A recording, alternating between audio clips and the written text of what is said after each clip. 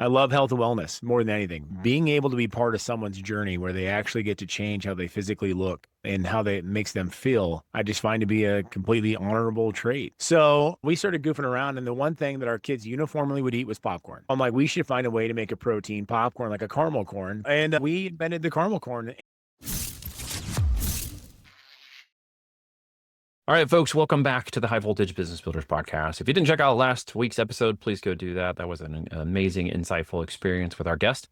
We have another one today. If you are thinking about being healthy, wanting to understand what opportunities you might have in that way as an entrepreneur who spends time doing things and moving and shaking and maybe traveling and other things, which always doesn't, lead us up to the best health and wellness. I used to travel for a living and found it very difficult to eat the right foods and stay on track while traveling. So I brought Tim in today. Hey, Tim. How's it going? Good. Brought him in here to talk about some of these things. Since he's an expert in this, he even has a product and brand line to support it. Thought he might talk about his story and his entrepreneurial journey. I'm talking about you in the third person, but I'll switch over to the first person here in a second. Who is a brother from another Midwestern mother as he hangs out in Nebraska, which we love, our northerly Nebraska cousins up there. And has just had a whole amazing journey and experience in his life I was hoping to share with you guys today so that those of you who are listening might get something out of it today. Some value, some insights, some motivation, and maybe some direction that you can take away from this call today. So, Tim, why don't you lay into us, man? What is it that you want to tell us to know about right out of the gate? Serial entrepreneur, the truest form and description of the word. I love starting new things. I like seeing a break in the process and seeing a place where something different can happen. And that's me. I love health and wellness more than anything. We own a lot of businesses, but being able to be part of someone's journey where they actually get to change how they physically look and how it makes them feel, I just find to be a completely honorable trait and something I'm proud of and my family's proud of. Well, tell us a little bit more about your journey, what you've led up to today in terms of what you're doing. Sure. Well, I came out of college. I worked at General Nutrition Center. I loved it. Just couldn't, business college doesn't really prepare you for figuring out how to do alternative financing measures. And college doesn't prepare you? What? No, I know. It's crazy, right? I always explain to my kids, why'd you go to college? And I go, I went to college to play football, to meet girls. That was pretty much what college was. I'm keeping it real. And I loved the nutrition business. I turned into quite a job while I was in college and got my shot at the NFL, and it didn't materialize. I got hurt. And then, how it was, started having kids and got to make money. And I got to work in the industrial chemical field with the government on pandemic outbreaks, actually. Thank God it wasn't during COVID.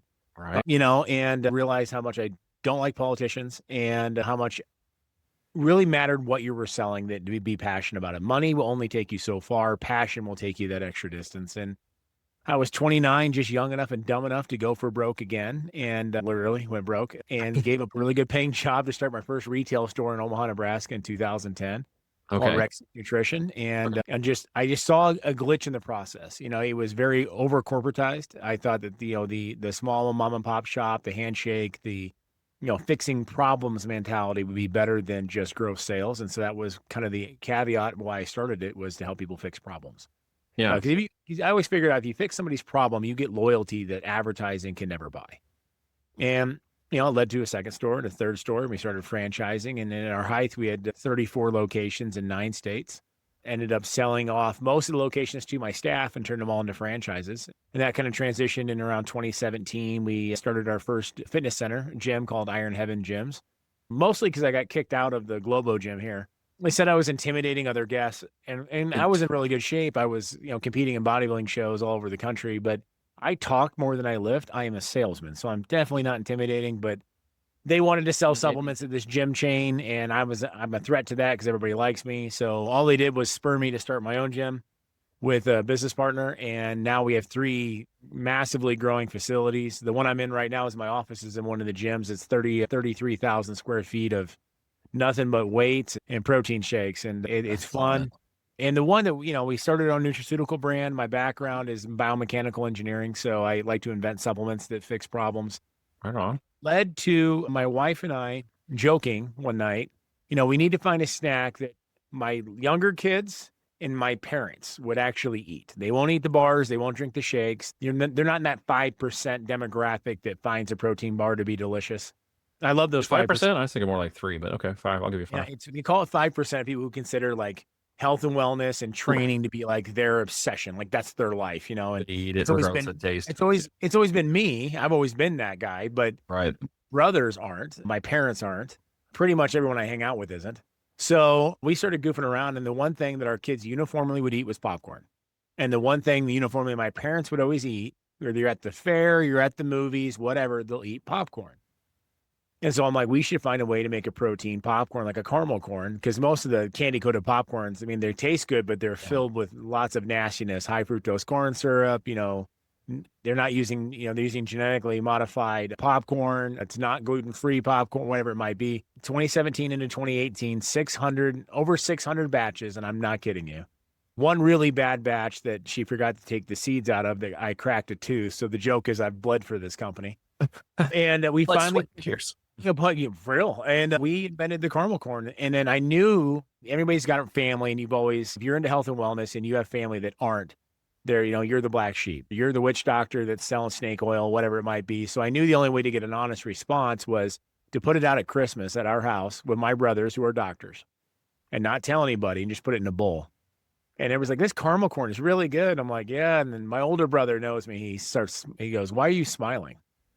I know, it's just good. He goes, oh my God, this is healthy, isn't it? What am I eating? Yeah. I'm like, yes, it is, but you didn't know, you know? And so we launched at that time optimal performance popcorn, and I made it for athletes.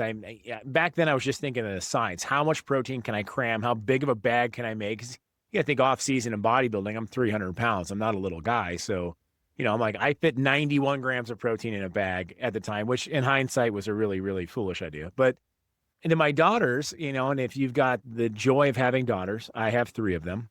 It's like they'll try to eat anything that's not mine. So they're bringing home gigantic bags of Smart Pop white cheddar, I think, just to bust my chops. Mm. So I spent 6 months inventing the cheddar versions Oh, that we had, and it really was a little more challenging because the other ones didn't have fat. This one I needed fat but no sugar, so I added organic coconut oil. So MCTs, medium chain triglycerides, help with fat loss, help with internal visceral fat, help with heart, skin, hair, and nails. And I knew it was perfect, but I knew that they wouldn't give me an honest response. So I took one of my oldest daughter's bags of Smart Pop white cheddar. I emptied it. I filled it with mine, and then I used her hair straightener to reseal it.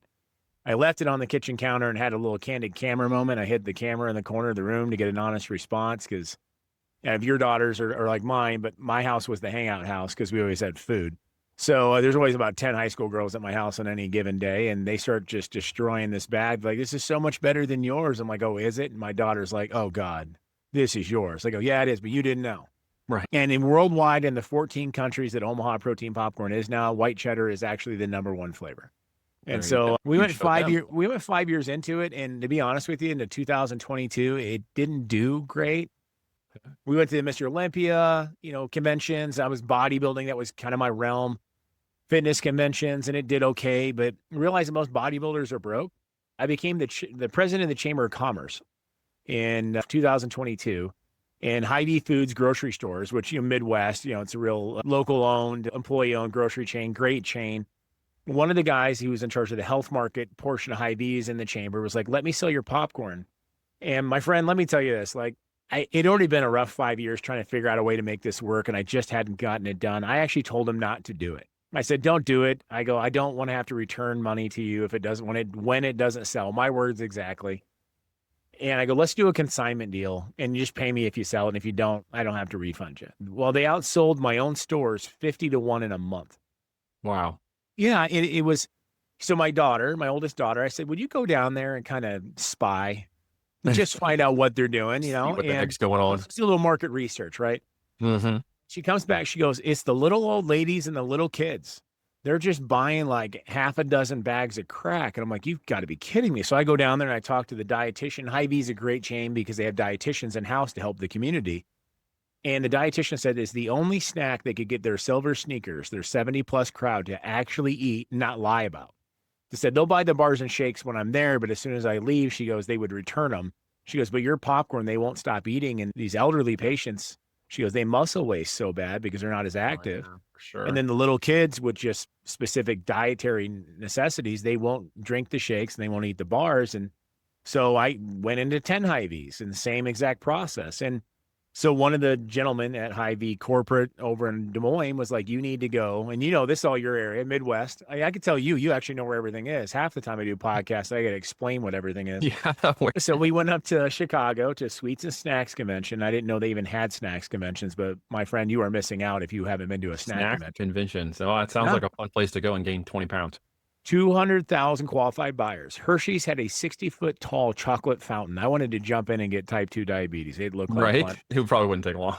But I have a new banner, backdrop, the whole setup, got a staff of 4. I'm like, we're going to do this. And no one stops by my booth the first day. And I was upset. And this is the lesson for all entrepreneurs, you got to think outside yourself. And my wife, in all her brilliance, the smartest person I know, she goes, it doesn't say healthy or protein anywhere on our label. I'm like, oh my God, it doesn't. Because everything I do in my own realm between nutrition stores and gyms is all about health. I didn't really think about the average consumer. Yeah. So here we are at 10 o'clock at night at a Staples in Chicago, paying way too much money for a 9-foot banner that said protein popcorn. We safety pinned it on the board. We had a line of 400 people for 2 straight days. That's awesome. And then Hershey's, the same guys, they came up and he goes, are you the owner? I said, yes, sir. He goes, I'm going to give you 5 minutes of free advice. I said, well, why is that? He goes, well, because everyone who works at my booth is eating your popcorn at my booth, and that's a problem. Okay. Okay. He goes, well, are you easily offended? And I go, no, I have 6 kids. I can't possibly, no. My kids, there's no filter in my house. He goes, cool. The name sucks. The bag is ugly. The color scheme sucks. You need a mascot. The only good thing about your product is how it tastes. I go, wow, that was really honest. That was straightforward. And then my wife, we're on the flight home. She goes, you realize you haven't gone grocery shopping in 10 years, right? I go, I haven't? She goes, no, you'll buy the cheapest stuff possible and you'll buy it by the pallet because we have a huge family and then nobody will eat it. I go, you know what? I think you're right. So my wife, actually I got a bag, and daughters designed the bag, the mascot, the little flexing popcorn kernel, the colorful design, as my daughters call it, aesthetically pleasing. Mm-hmm. And we launched it in 2023. We are quite effectively up 16,000% now, distributing in 14 countries. We just started marketing. In fact, we were in 14 countries before we even ran an ad. We ran our first ad 90 days ago and now have a marketing company. It's in tow and doing the bags in 4 different languages and really pushing very, very hard. Here in the United States was actually the last place we actually pushed. And now we're launching to 20,000 C-stores in the last 8 months. Congratulations. You hit your stride. We're hitting it. We met with Circle K last week, and it looks like we'll be launching into Circle K franchises by Q1 of this next year. So 8 years to an overnight success. Exactly. And the amount of times I give speeches like, you're like an overnight success. I'm like, yeah, it only took me 20 years to get there. It's a lot of lost money. 8. But I was giving you the grace for all the stuff leading up to the points where you made the tweaks and you adjusted the brand and you adjusted the way that you approach the market. And hey, sometimes free advice is worth its weight in gold, and sometimes it's just worth what you pay for it. It's like I say with anything now, and I made the statement, I want to hear what everyone's opinion is. I want to know different ideas. But I mean, when it really comes to you as the CEO spending money, like you got to really mean that or not. And it reinvigorated that thought process where marketing to guys in my demographic, we have a demographic 40 plus, we're a little bit different, a different discretionary spend, but really looking at what are the 20-year-olds doing? Where are they at? Where's the attention at? Where's my wife's attention at? Which, is obviously a different demographic. Where are my parents? Like, that's a real area of the population that I really like to help in the 70 plus crowd because they have the most muscle wasting issues that there is. And the funny thing was the whole thing turned on its head when I started I have about 200 hospitals in the United States that buy the cheddar flavors in bulk. Wow. And they give them out to women with gestational diabetes or nursing moms because it's one of the only approved protein snacks that they'll allow for brain and eye development for baby and for mom. And so my sister-in-law, loved dearly, she wasn't really all about the health and nutrition stuff that I sell until she got gestational diabetes in the hospital. Okay. Gave her a bag of the cheddar flavors and said, this is one of our approved snacks. And I didn't even know they were doing it. Wow. The cheddars especially because it's the coconut oil, which is very, very good for, the omega fatty acids for the baby and for mom. And hydrosylated protein or isolate protein, it's gluten-free. It has no lactose. It's completely clean. It's the fastest digesting protein in the world. And that's really the key to why this works so well, why you can't taste there's proteins, because most protein snacks in the United States use the lowest bottom barrel grade protein on the planet. That allows them to make their money. I went the opposite. I made the highest grade because this is something I'm going to feed my kids. Yeah. and feed my parents. And because of that, anybody can assimilate it. So most protein snacks take 2 to 3 hours to digest. This stuff takes 6 minutes. No So kidding. yeah, So you've got a good delivery mechanism and a flavor to match. yeah. What are the, you mentioned white cheddar, you mentioned caramel corn. What are the other flavors? We have white cheddar, spicy jalapeno cheddar, Oh boy. nacho cheddar, caramel corn, peanut butter, chocolate delight, rainbow candy, and chocolate peanut butter cup. And then that's the 8 flavors right now. And then we're working on a co-brand with Lola's hot sauce because the CEO is from Des Moines and figured two Midwest boys do something crazy. So we're doing a spicy dill pickle Oh, love because that. that became a very big popular thing with the teenagers. And then we're going to do a ghost pepper white cheddar because according to my Middle East customers, our spicy jalapeno cheddar doesn't even register on their spicy Not index. hot enough. Oh, okay. Not hot. I'm like, They all need right, something challenge hotter. accepted. We'll see how hot we can get it. And then Okay. next year, we're doing a co-brand with Muscle Sport International. We're going to do a blueberry cheesecake and a cinnamon roll. So that That's will be amazing. So what is your ultimate goal here? Obviously to sell the product, but I mean, are you thinking about the end in mind? Are you thinking about yeah. how you can grow the business? Is it exit on your horizon? We're looking at an exit. We brought on some investors this year. It's the first company I've ever brought investors on, really. But a lot of people were asking, and I was like, okay, well, I've never done the big marketing spend in that aspect. And a functional food marketplace, there are a lot of barriers to entry with cost, and especially with the type of bag we use, protein commodity itself. It's at the highest price point in history just because it's a finite amount of resources, and all the big boys, Pepsi and Coca-Cola, have gotten into the protein snack game, which makes the commodity. So we decided to bring on investors with the goal that in 3 to 5 years we'll probably sell the brand off. Some of the biggest mergers and acquisitions in the world over the last 7 or 8 years had been protein snack companies. You got Coca-Cola and Pepsi buying up snack brands left and right just due to global cola sales dropping 10% year over year. Yeah, like the Poppy acquisition recently. Yeah, the Poppy acquisition, which, and then you have the one bar sold to Hershey's for $335 million in their third year. Ghost Energy got bought out by Coca-Cola in December for $990 million in their third year. So the good thing for us that as I've, learned more, popcorn is the number one confectionery snack item in the world. And call it ignorance or arrogance, whatever it might be, but I got to go to Dubai last year and represent the Made in America initiative. And we're one of the only protein snacks allowed into Dubai because we met all the classifications. And so I got to go over there thinking popcorn was an American thing. And as I'm explaining to the very first gentleman in a very expensive 3-piece suit, I go, this is popcorn, what we do in the United States. And he started laughing at me. He goes, the Crown Prince here in Dubai owns the popcorn manufacturing facility in Dubai. I go, oh, I didn't know. And you start researching, and yeah, popcorn is the number one confectionery snack item. And so we allow a much larger demographic. And so, yeah, definitely an acquisition. And my goal is so much that I want to see this in every airport and gas station everywhere I go, because as a former professional athlete, it's most of these protein snacks that are out there, I simply won't eat them. They'll destroy my stomach. I want something that actually tastes good, that my kids actually want to eat. I have a 6-year-old who it's like negotiating with a terrorist. Yeah. Other than chicken nuggets and chocolate milk, this is about the only protein source I could get this kid to eat. So he thinks he's having a treat, and he's getting his gains. He loves it. He loves it. Right. I'm going to pivot a minute on the business question and ask you kind of what are the core metrics that you've been working on in your business? What are the levers you're pulling right now in terms of your business you feel are most impactful? I think so we had three AI agents created for us specifically for targeting here in the United States more than anything. International business I find to be significantly easier than domestic business in the United States. International, just we'll start with that caveat. It's when I went to Dubai, everyone's a fourth or fifth generation owner. And if you as the owner are willing to do those sales calls, you're going to find success. When I went over to Dubai, there were 20 companies in different industries went over, and I was one of 2 owners only. So we got the most respect, the most meetings, which got us the most yeses. And so I just find that negotiating with these larger family businesses in other countries, we're dealing with one in Malaysia right now. They have family offices in 15 Asian countries.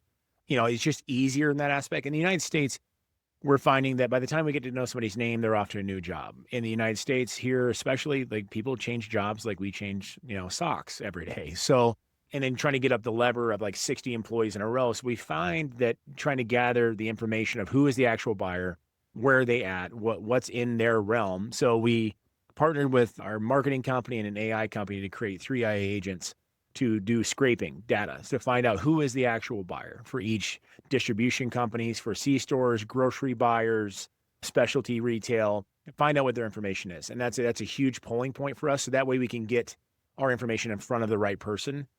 We a lot of time wasted and a lot of money wasted marketing to the wrong people.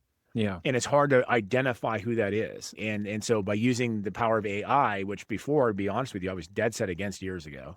Too many Terminator movies, call it whatever you want. Well, I mean, that was our age group, right? Right. And it just happened in August, but hey.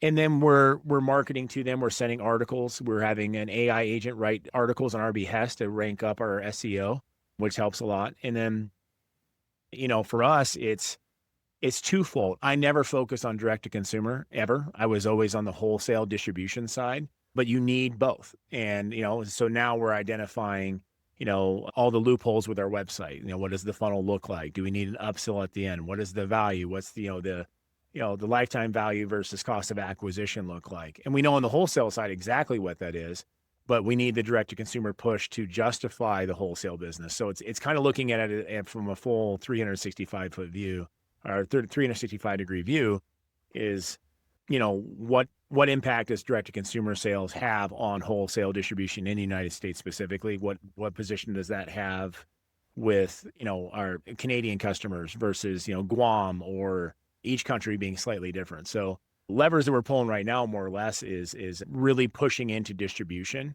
versus us doing direct store delivery, which is a lot of times how you have to start out. You have to prove the concept first before distributors. C-stores is a big focus of ours just because the convenience store market is the largest real estate when it comes to sales in the world. There are 7 gas stations to every grocery store in the United States, 12 to every in the world. And so it's a high sales mechanism, but it's dominated by distributors, which are massive gatekeepers in the industry because, well, I mean, pretty basic. Gas stations don't have room for backstock. And so they rely on this. And so getting through these processes, I've made a lot of mistakes in that field too, just randomly showing up to a conference to try to meet people. Yeah, the gatekeepers don't like that, I found out. And so that's the big thing for us is the marketing, and then actually doing marketing specifically towards C-store buyers, grocery store buyers, specific ad creative just for them, not just direct to consumer, because every buyer you have is still a consumer themselves. And so identifying 3 specific substrates and really putting time into ad creatives and ad spend directly to them on their own social media platforms has become quite interesting. And we found that the actual highest click to add to cart ratio and in finalizing of the sale came from wholesale buyers on our direct to consumer marketing push, which I never thought would be the case. Have you looked at the subscription side at all yet? I know a lot of that's one-time sales to those market channels. Are you looking at any subscription models to help support your average order value, customer lifetime value? We are. We've looked at some subscription models, and then we've added in, one upsells to the cart to see what it takes to add to the average dollar value. My click ratio, my click spend is exactly the same whether they spend $20 or $70. It doesn't really change. So we're trying to make sure over the last 90 days, it's the first time we've spent money on ad spend, is seeing, okay, which demographic of the 4 we've identified for our customer avatars, like what's stopping them from, finishing the cart? Did we have an abandoned cart email? We're looking at all those things. And we've noticed that we have been able to increase by doing bundle deals, especially like here's a sweet bundle, here's a savory bundle, here's the super pack. Okay. Hey, and then we have an upsell after that sale. Hey, don't be greedy. Add one for your friend. Take an extra 25% off, because the math for me when it comes to shipping mechanism and for my click cost is exactly the same. So we've noticed that we've been able to dramatically increase the average cart value, which is nice for that, return on ad spend is being above, being in the green. I told our marketing company, and the guy that owns the marketing company is actually now an investor. He liked it so much that he's like, I want to own part of this. I'm like, now I like it, because I like dealing with partners more than I like dealing with just employees or businesses that we hire. Because the first time I sent him a box, just like I sent you a box, he goes, "This is really good." I'm like, "Well, yeah." He goes, "Well, 9 out of 10 things we sell aren't good." He goes, "But yours is really good." I'm like, "Well, that was kind of the whole point." And he become obsessed with it. I said, "Listen, if I'm break even on ad spend versus what I get in, that's fine, because there's other mechanisms that this feeds with wholesale and distribution. He said, he goes, yeah, but we can do both. You can make money on direct to consumer and obviously see the long time value of the wholesale distribution. I mean, the LTV to CAC ratio for distribution companies is insane. You're looking at 50,000 to 1. Yeah. It's Yeah, nuts. absolutely. But obviously direct to consumer is a little bit different. Now we have noticed that with the added emails and the email list that our return customer rate has gone up about Excellent. 400%. So. Excellent. So the reordering. Okay, so for those who are listening, if you could just, kind of summarize for me something they might be able to hear out of your story today that you want them to kind of walk away from in your experience for somebody listening to this. Literally sit down and pick out 10 people in your life of different demographics, different age groups and everything, and ask them, just ask. And this would have saved me, my friend, probably $500,000 in mistakes. How do you buy? Where are you looking at it at specifically? Like, okay, what made you buy that? Like, and just get down to the nitty gritty. What makes my wife, who is an accountant, who's a CFO, spend money on ridiculous things on TikTok? Because it happens. And I can complain about it. Or on Amazon in my house. Exactly. TikTok shop, Instagram Right. shop, and Amazon. What made you buy that? And literally, I've done it with my daughters. And I'm like, okay, what made you buy that? And I go, not in a bad way, not just in a completely student level research. What was pretty? The girl was pretty. I think I look like her. I'm like, okay, cool. That's a good piece. Like, we need to have people with 6 different people and different creatives that maybe people can see eye to eye with, and maybe attract, that look like their age, that look like their demographic. And had I done this in the beginning, it would have saved me probably $500,000 in mistakes. Quite literally. Very, very good. It's very good. Well, man, look, I appreciate it. We've been jamming out on this thing for a bit. Let's tell everybody where to go get some popcorn. Omaha Protein Popcorn.com. We're also on Amazon. Amazon's been flying through really, really fast. And best deals to be had are obviously on our site. We're able to do all the discounts that we can't do on Amazon. Honestly, if you go to omahaproteinpopcorn.com, you'll be able to find where to find us. We're in about 20,000 C-stores in the United States and probably another 20,000 retailers throughout. And regardless, support your local retailer. So if it's local, please buy it local. Those are people putting taxes into your community first and foremost. But if you can't, we'll gladly ship you a box from omahaproteinpopcorn.com. Well, guys, I recommend checking it out. The story's been amazing. The tenacity and perseverance are always good to hear, as those who are, pursuing something right now should continue to pursue it. A little luck in business, a little luck in life doesn't hurt. For those who keep the tenacity and the perseverance going, it will eventually happen. Your story is another one of in a good line of great stories about, getting success out of that tenacity. So I'm so grateful you came to share it with us today. Thank you so much. I'm honored. Well, guys, go check it out. Grab some protein for sure. Like, comment, engage on the episode. It helps us with big tech. It helps us get this message out to more people who need to hear it. Health and wellness is always an important part of your entrepreneurial spirit and your journey for tenacity and fortitude in coping mechanisms, eating well, working out, and doing the things you need to do. And then just frankly, not taking no for an answer. As you heard today, Tim has worked for a long time to get where he is. Don't take no for an answer. Keep working. And always remember, your opportunity begins at the end of your excuses. I'll see you guys on the next episode.